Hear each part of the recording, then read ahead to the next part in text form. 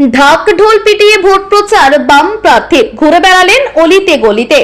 হাতে গোনার মাত্র 5টা দিন, তারপরেই লোকসভা নির্বাচন। চলতি মাসের 19 তারিখ অর্থাৎ প্রথম দফায় লোকসভা নির্বাচন অনুষ্ঠিত হবে জলপাইগুড়ি জেলায়। আর সে কারণে বিন্দু মাত্র সময় নষ্ট করতে রাজি নন রাজনৈতিক দলের প্রার্থীরা।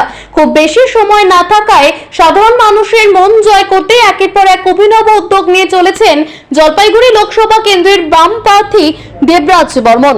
অন্যান্য দিনের মতো শনিবার তিনি বেরিয়েছিলেন ভোট প্রচারে। এদিন ঢাক ঢোল পিটিয়ে জলপাইগুড়ি জেলার রাজগঞ্জের পরেশনগর ডাবগ্রাম এলাকায় নির্বাচনী প্রচার সারলেন বাম প্রার্থী দেবরাজ বর্মন।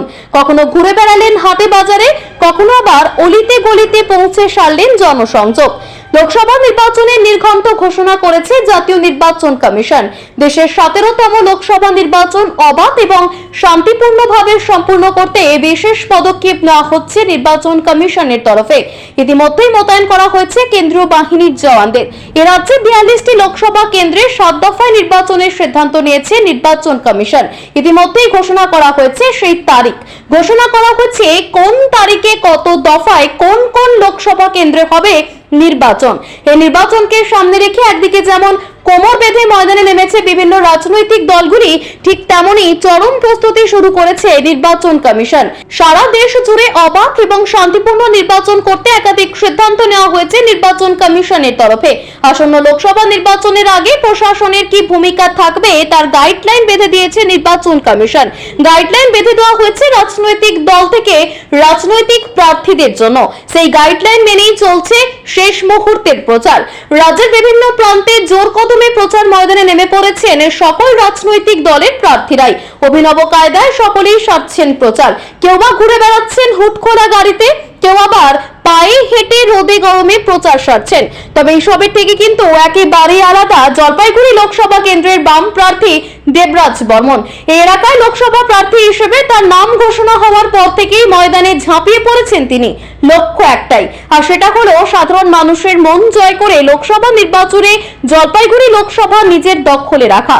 সে কারণে প্রচার ময়দানে কখনোই খামতি রাখতে রাজি নন কংগ্রেস সমর্থিত বামফ্রন্ট মনোনীত জলপাইগুড়ি লোকসভা কেন্দ্রের প্রার্থী দেবরাজ বর্মন। সাধারণ মানুষের মন জয় করতে একেবারে ঢাক ঢোল নিয়ে তিনি বেরিয়ে পড়েছেন ভোট প্রচারে। প্রখর রোদ এবং তীব্র গরমকে উপেক্ষা করে বাজারের বিভিন্ন দোকানের অলিতে গলিতে ঘুরে বেড়ালেন কংগ্রেস সমর্থিত বামফ্রন্ট মনোনীত জলপাইগুড়ি লোকসভা কেন্দ্রের প্রার্থী দেবরাজ বর্মন। সাধারণ মানুষের সঙ্গে বললেন কথা, সারলেন জনসংযোগ। উল্লেখ্য, আসন্ন লোকসভা নির্বাচনকে কেন্দ্র করে একদিকে যেমন জোরদার প্রস্তুতি নিতে দেখা যাচ্ছে প্রশাসনিক মহলে, ঠিক তেমনি একের পর এক রণকৌশল সাজিয়ে চলেছেন রাজনৈতিক দলের প্রার্থীরা এবং প্রতিটি রাজনৈতিক দলের নেতৃত্ব। বিন্দুমাত্র জমি কেউ কাউকে ছাড়তে নারাজ। চলতি মাসের 19 তারিখ থেকেই পশ্চিমবঙ্গে শুরু হচ্ছে লোকসভা নির্বাচন। শেষ হবে জুন মাসের 1 তারিখ। আবার ওই মাসেরই 4 তারিখ ফলাফল ঘোষণা। এখন দেখা যাক শেষ পর্যন্ত কোন রাজনৈতিক দলের মুখে থাকে চওড়া হাসি।